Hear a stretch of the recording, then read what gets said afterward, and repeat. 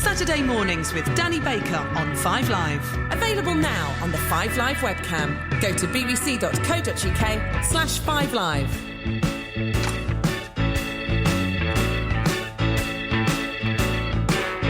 It's the same the whole world over. Every year we get a little bit older.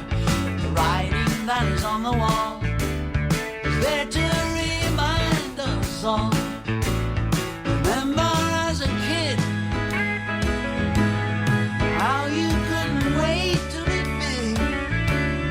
Now that you've done that, what you wouldn't give if only to go back.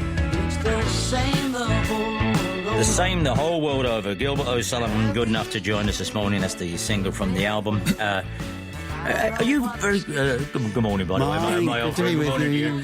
Are you any good when you finally... You sit in that recording booth, you know, in the studio, and you're listening to playback after playback. When do you say, right, that's it, sign off on that? Are you good at that? Or do you think, a little more tweak here or a little more tweak there?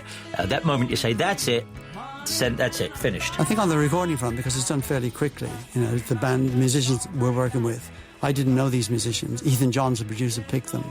So they come to Jersey. Now, that's surely that makes your heart in your mouth. If you're giving it all over to someone else, you turn up with his mates. Well, no, because Ethan has good choice of musicians and stuff, and top choice. And so we meet up, then we get together. It's very easy. We rehearse a couple of songs, and then we just go to our chairs and we 2 or 3 takes, and it's done. So once we get the take that I'm happy with, that's it, because I'm not there at the mixing. It's the first time I've not been at a mix. Don't you? That's that's a very bold thing to do. Well, that's very Ethan. Oh, right. That's very Ethan. He said I could be there, but he kind of pointed out he didn't really like the idea of me standing behind him, sort of pointing. So how it worked was he did all the mixing with the engineer, and then they were sent to me. And if I had queries, question marks, then they would review it and do another mix. You see, so the first time you hear it is when he says, "There it is, here's your album." Yeah. Wow. Track by track, absolutely. That's okay. I mean, I trusted him implicitly. I mean, Ethan is a really good producer, no question about it. And the first time you were in the studio, though, did you want to get more involved, or did you say, "Kid, leave it to us"? Way back. Yeah. No, before Gordon Mills and Nothing Rhymed, the recording session I'd done, I hated it. It was... I just didn't like. They destroyed the songs. I was very unhappy. So the first time ever I made a record that I really loved was the recording of Nothing Rhymed. I mean, I was ecstatic about it. So what happens with that? Because something like, you listen to David Bowie's early records, and again, and even James Taylor's first album, which was on Apple, it's overproduced. They put string quartets on it and all that. And of course, then he came out with Sweet Baby James, and that's what you're supposed to sound like. You just went in there and they told you what your song was going to sound like. Is that what used to happen? In those early days, pretty much. I mean, your 67 first record with CBS, the producer was Mike Smith, produced the Tremolos and The Love Affair, #1 record. The arranger, Keith Mansfield, who did all the arrangements. So that's what they put on me. I didn't like that. And so that's why I left CBS. And then the next company, Major Minor, promised the earth to me. And I had a good song that I'd written about the death of Bobby Kennedy called I Wish I Could Cry. And they destroyed that. So that meant How? What did they do to it? Well, it was just it just wasn't very good. It was kind of, the authorities saying this is how we do it. And I'm trying to say as a youngster, I don't like that. Could we do... No. And so you move on. Yeah. And the determination means that you want to leave that company then. So then I move on, and then I decided with Gordon Mills. And the great thing was that first recording session with Gordon Mills at Herbie Flowers on bass, it was magical, live vocal. Yeah. It was just... I came out of that session and I was in heaven. That's it. No idea if it was any success there. But for me, that was success. Oh, I see, because normally in the cliche, but like when they come to make the movie of your life, and they will, and you're going to be there in the recording booth going, "Kid, you just made your first #1. God forbid it works like that. I would not like that. Didn't you? But with something like Clair, you must have thought, that's going to be a hit. No. Oh, come on. No. The best example is Alone Again was recorded with a song called Out of the Question, which was on the album and stuff. Everybody felt that Out of the Question was the single. Oh. And I keep on my locker at home a little review of Alone Again, which says that, nice, another Gilbert ditty, and it could be a hit and stuff. So it's important to have that. Yeah. The danger is that if you needed to make... If every time you wrote a song you felt that was going to be a hit, God forbid, I mean, there's going to be times when you wouldn't get that. So I just liked to write good songs, and that for me is a success. See, when I said you were coming in, we've known each other over the years in situations like this, and I say you're coming in, people have an idea about you that you are a dreamer. You're a kind of a sentimental fellow. And I say, no, he's not. He looks at songwriting like Cole Porter did, like a carpenter looks at a piece of wood. And that's pretty much it. You don't ever look and think, lucky old me. No. You know what goes into it. Is that fair to say? You look at it like a carpenter looks at a piece of wood? Yeah, it's a craft. It's a wonderful craft. I love it. I love it. Never lost the love of it. Requires discipline, energy, and loneliness, because you need to be on your own. Because I don't write with 6 other writers. No. I mean, everything today is about 10 writers. Have you ever tried co-writing? No, I don't want to. Good for you. I was trying to get rid of Peps, but she keeps coming back. No, sorry.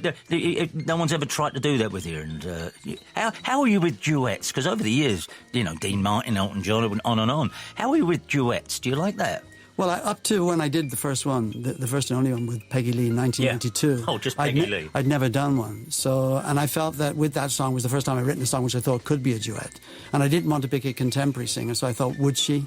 Because I love Peggy Lee. Yeah, but on TV shows when you're promoting, you have to, as I say, you're on Dino's show, whatever it is. Dean Martin let's sing one together. And do you think... Well, here's the thing with the Dean Martin show. I didn't enjoy the experience. I had great admiration for him, but I worked on his programme and he had guests like Gene Kelly. He didn't turn up for the rehearsals. So the producer was the one that played his part. He only turned up on the day of recording.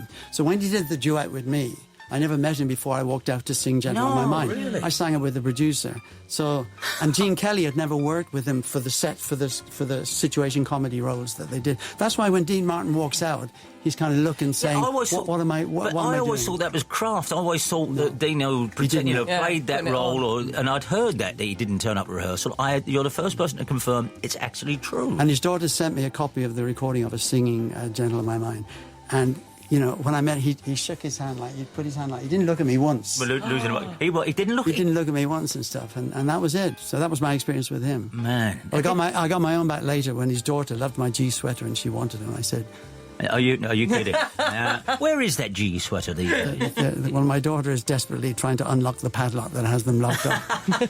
Because in the Rock and Roll Hall of Fame, man, that's a cabinet as you come in. That sweater. Did you enjoy America? Full stop. Because you didn't. No, I was nominated for 3 Grammys. I didn't want to go. I'm not a red carpet person. What is the matter with you? That's what this racket's about. The awards are nice to be nominated.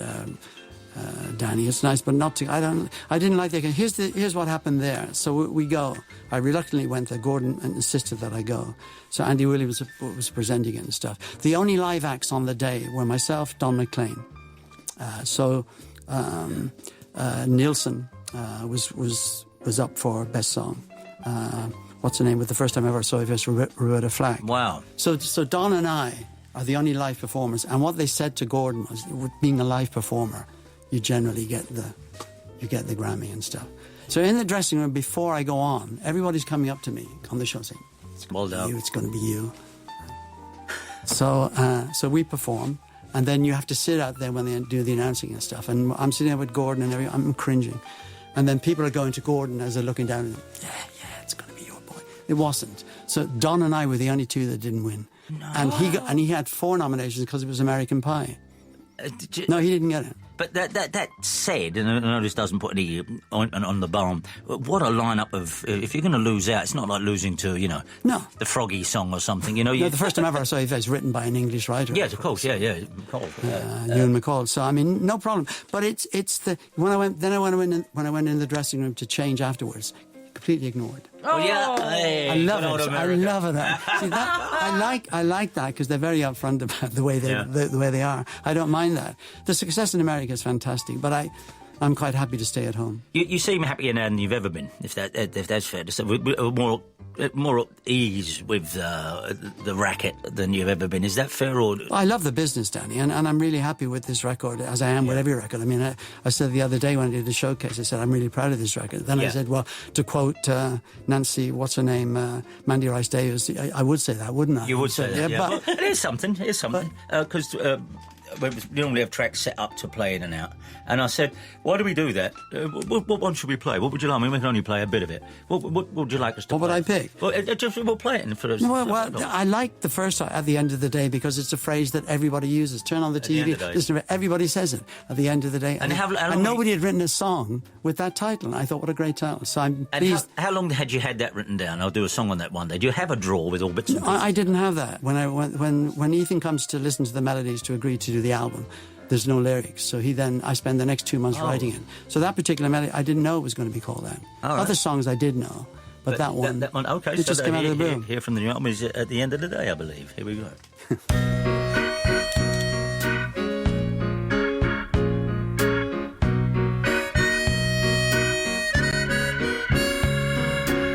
Stay out of trouble, mind how you go. When you're off out in your car, you must know what good is driving too fast. When the risk you're taking could be your last. And asking me how I spend my time, if it isn't in your room, it's in mine.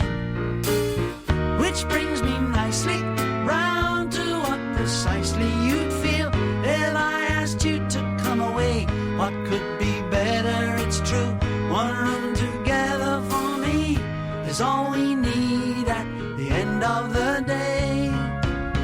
Money, as always, causes a rift when the amount you have lent is seen as a gift. How often has this destroyed? Is it fortune or again craft that your voice sounds exactly the same as it always did? Because that is not true of all the major artists these days. Is that genes doing that? I think it's two reasons, Danny. I think one of the reasons is that I look after it and a lot of Which means what? What do you mean? Well, just particularly no alcohol long before the tour starts, no alcohol during a tour and stuff.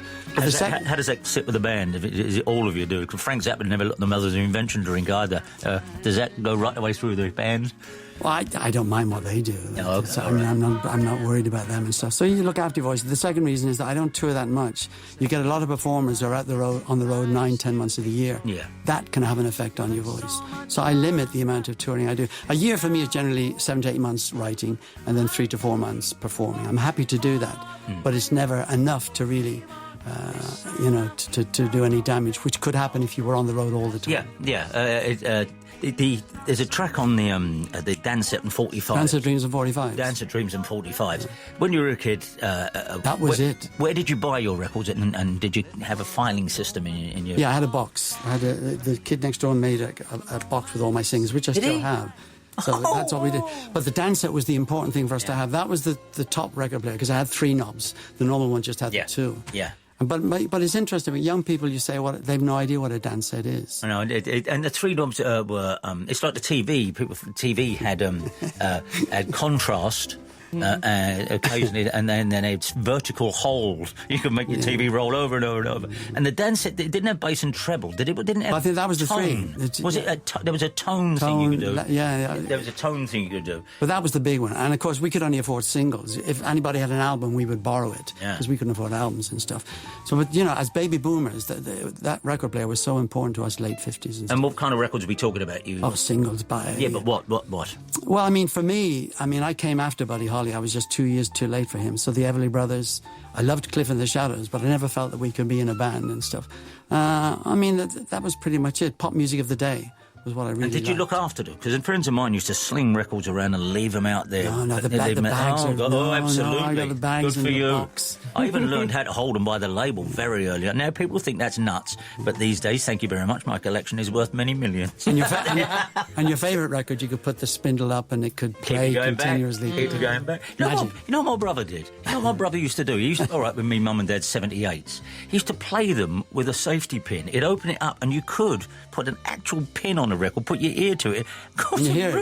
Ruin them. Absolutely ruin them. Yeah, because before the dance set, we had the wind-up one, which had the the little. You had to put in the little needles. That's right, and turn the needle over 78s to 45s. The little red and green thing going. Yeah. I know. It's if we were talking. Mind you, someone in the first part of the show rang up and said he was trained in Morse code. Now, what a useless trade that is these days. So we're not exactly archaic.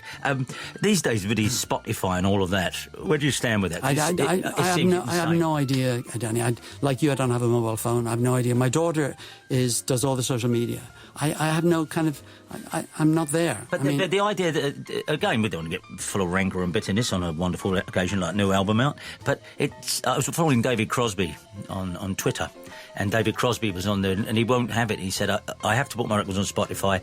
The last album had about 2 million plays. They sent me a cheque for $58. Yeah, I know, I've read that. What the hell has gone on there? How did we get... What happened there? I don't know. I mean, I don't really think about it. I don't worry about those kind of things. I like the business, but there are elements of it which are just beyond me. So if I worried about things like that, it would interfere with my train of thought. I concentrate on what I love to do is to write songs. Yeah. Everything revolves around that. I have a good family life, of course.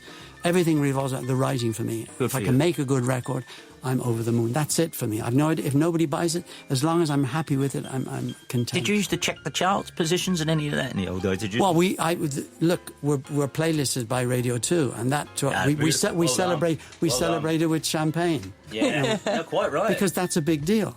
And it's a big, of course it is. Well, because if you look at the top 40 singles, most of the people that get playlisted on Radio 2 don't make the top 40 singles. No. Kylie Minogue had a huge album recently. She had 3 singles, never made the top 40. No, and and to say this is not fogeyism. This is the truth of it. It doesn't exist anymore in the way it used to. I mean, physical sales and all of that.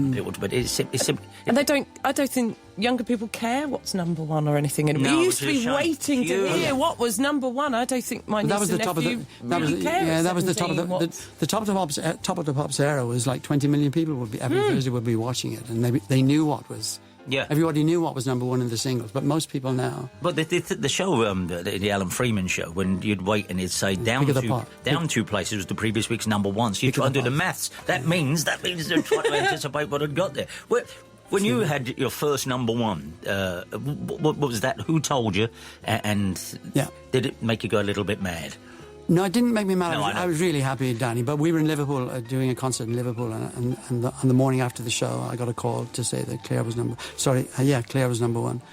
I'm just really happy. Really happy. Yeah. It's no more than that. The record company obviously were delighted. And did you write Clair?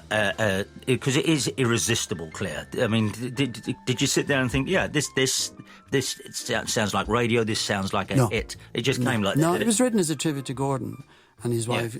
Gordon is my manager. Yeah. And Joe, his wife, used to feed me. And then I babysat for them. Claire used to get up in the middle of the night. I come from a large family, so it was a nice tribute to them. She's the one that laughs at the end. Gordon plays the harmonica in the solo. Stevie Wonder nicked that. No, he did on Isn't She Lovely? His baby comes in laughing at the end. Yeah. There's a harmonica solo in it. I'm telling you. Get after him. Well, my brother had a girlfriend who was named Claire after that song. And has anyone ever managed to tell, was there a big spike in Claire? Oh, was there? Yeah. Was it, have you been told how many Claires you're not responsible for, I should say? I meet a lot of them. I meet a lot of them at concerts and stuff. And sometimes they said I was reluctantly called Claire.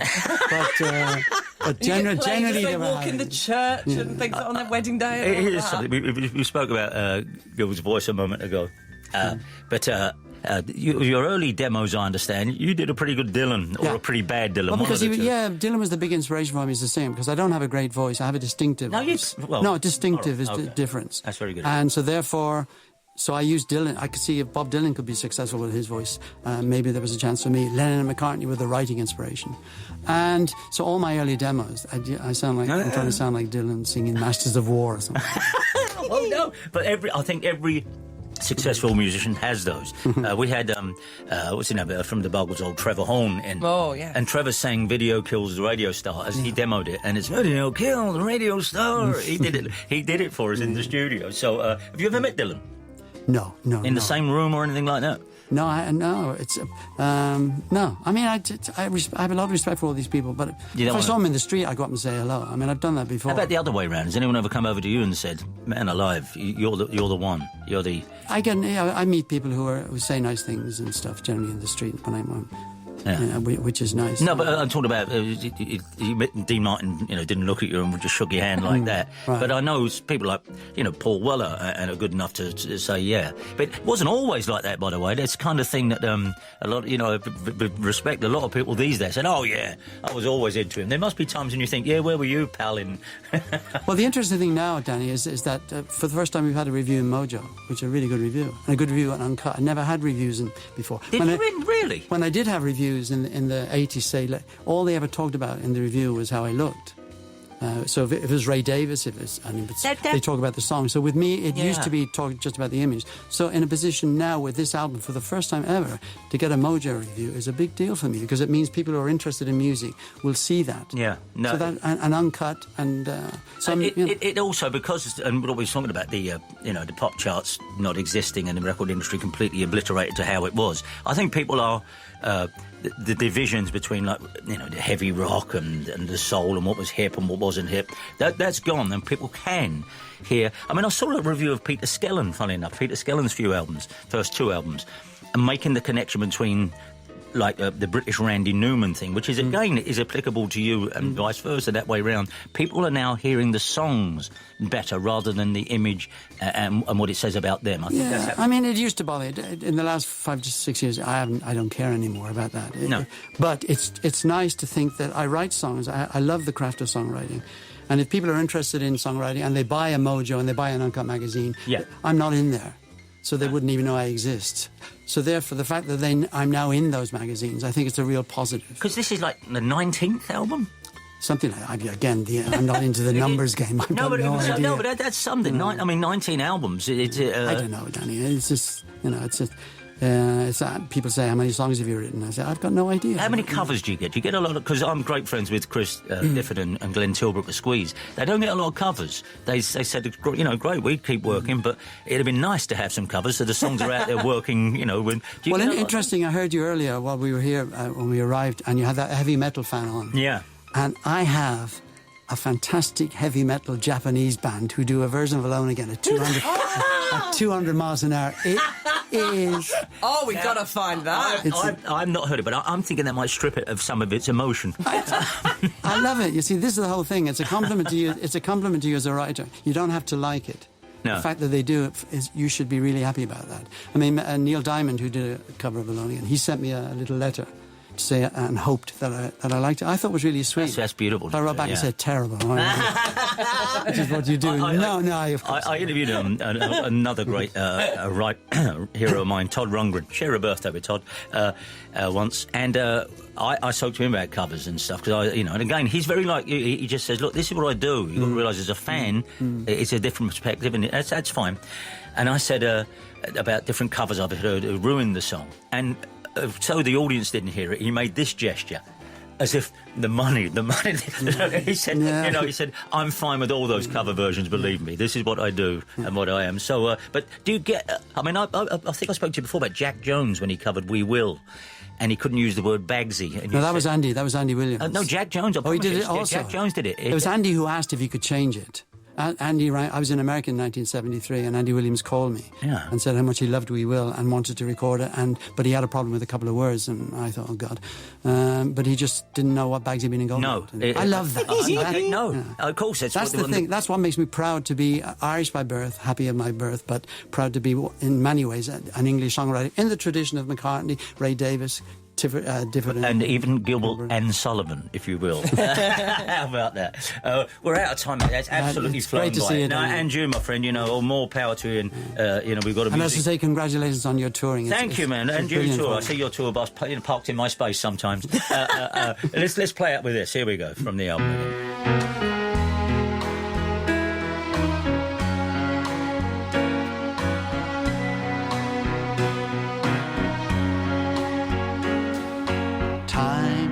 Says it all, like the clock upon the wall, always turning, never yearning to go back over our lives. I wish for a time I could turn the hands of mine